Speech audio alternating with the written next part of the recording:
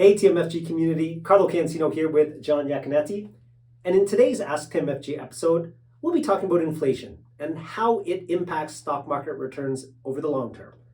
Again, if you do enjoy our videos, please do subscribe to our YouTube channel, provide us with some feedback in the comments section, or just give us a like.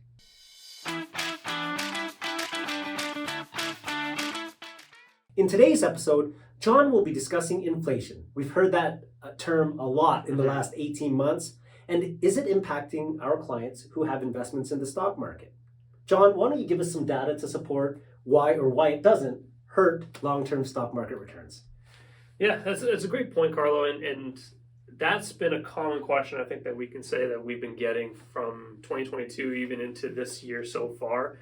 When you run into periods like we had last year when inflation's incredibly high, and then all of a sudden now stock market returns are incredibly low, you get that pretty big divide.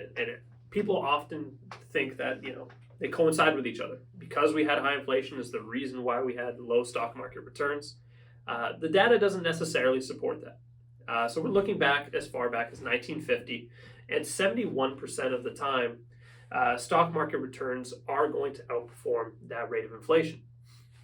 Even going, on that same time frame as well, the average, they call it real return, so this rate of return of the stock market less inflation is still 7.5% per year. So even though inflation has been high in the past, they still had outperformed by about 7.5%. The stock market has outperformed by about 7.5%. I think those are important numbers to consider. Oftentimes we get clients in stock market volatility asking, are there any other asset classes that are going to provide us with a better return, taking into account inflation, or at least minimize the volatility? People have been talking about GICs, and because of the interest rate hikes, GIC rates have become far more attractive than they have been in the previous number of decades. And now with GIC rates up between 4.5% and 5%, it's becoming a little closer to that inflation number. But still, when you take into consideration real return, rate of return minus inflation, with a GIC, you're essentially guaranteeing yourself a 0% rate of return, whereas long-term, since 1950, I think it was, the average real return has been 7.5%. So I think it still makes sense to put your money in a position where it's going to do the best, and that's in the stock market.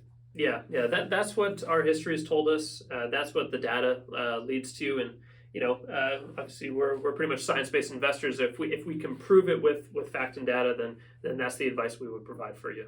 Yeah. But we do appreciate you watching this video again today.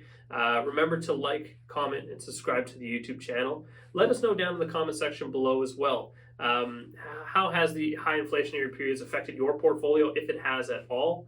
But until next time, I'm John Iaconetti. I'm Carlo Cancino. And this has been Ask TMFG.